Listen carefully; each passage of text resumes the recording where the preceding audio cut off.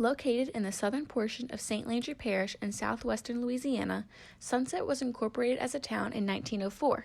The town's origin largely has to do with a railroad that ran directly through it, allowing all kinds of crops to be packed and shipped up north. Several early families who settled in the Sunset, Louisiana area were particularly important to the growth and success of the town. Among those who played a significant role in the community success, the most prominent was the Sabile family. Today, as in the past, the Sabiles play an active role in Sunset's government, agriculture, and banking endeavors. Sweet potatoes were a traditional crop in this area, but grown primarily in family vegetable gardens for family consumption. Convincing cotton farmers of the area to switch to sweet potato farming was not an easy task, but eventually sweet potato agriculture replaced cotton farming, largely because of my ancestor John Sabile's determined promotion. During the 1930s and 1940s, sweet potato production developed into a highly profitable industry throughout St. Landry Parish, and Sunset became known as the sweet potato capital of the world. Well, no, the sweet potato industry in Sunset was very, if you couldn't fill a load, I would fill a load. You know, they were not, it was not a competitive, not very competitive at all with the selling.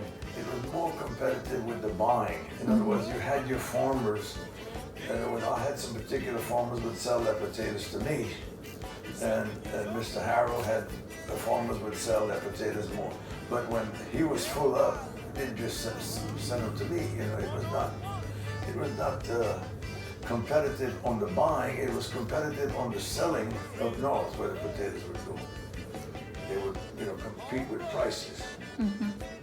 So, did they have like farms close together, or were they like? Yeah, it was mostly in our area here. It was small farms, a lot of tenant farming, and a lot of small farming, and the farmers normally would have maybe 10, 12 acres of sweet potatoes, 10, 12 acres of cotton, 2, 3 acres of corn to feed the mules, and that was about what a farmer would see. Sell the potatoes and sell the cotton and use the corn to feed animals and that kind of stuff. Potatoes are dug green, but they're delivered dry. In other words, you need to have them 6 to 8 weeks drying, and what that does, it pulls the skin away from the fruit of the potato. So they were all what they call kill drying, and people had kilns were very unique. They were kind of high off the ground, and they had a unique top, which you'll see in the picture, to let the air go through, so the potatoes would dry. Well, the roof. You see how the roof has the little. So that because of the storm, they came back and patched it up. But that was the storm. But that's what a kill would look like. Yeah. And the heat. Actually, when the potatoes were drying, you could see the heat coming out of those vents in operations that would load onto the railroad, you see. Mm-hmm.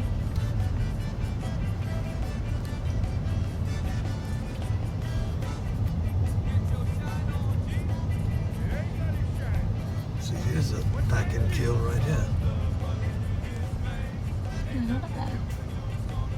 This one looks a little bit younger. Well, they just better kept up, you know. Mm-hmm. See, that's another one. See the top up there, so the potatoes can dry. There's kind of a lot. Yeah, there's a.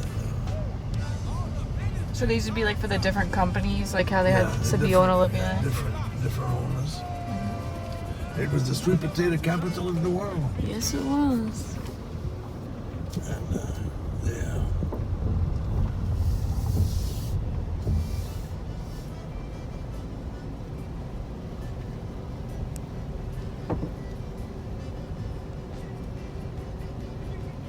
And then we're on the railroad track.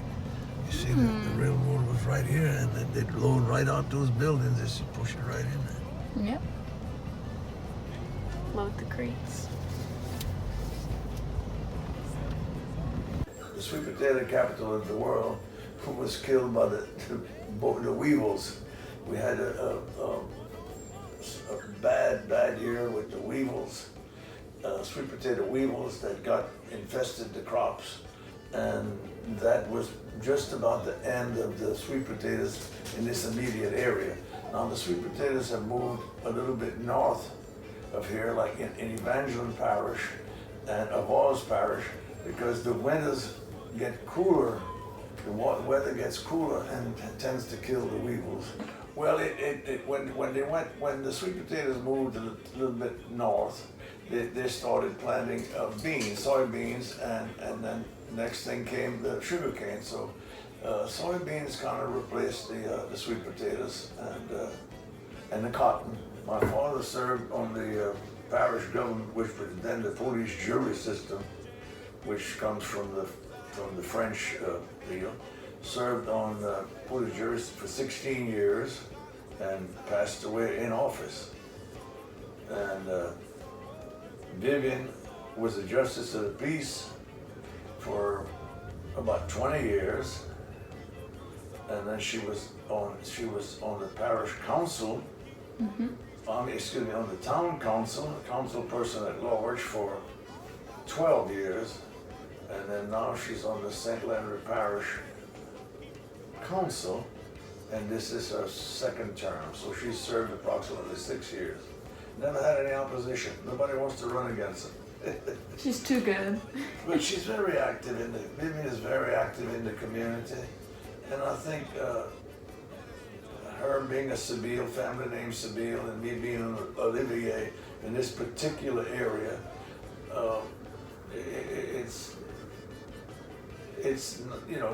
the family have been involved in politics and building and trying to make the community better all our lives. Our parents were the same way, so I think we kind of inherited a lot of civic pride or civic wanting to do civic things.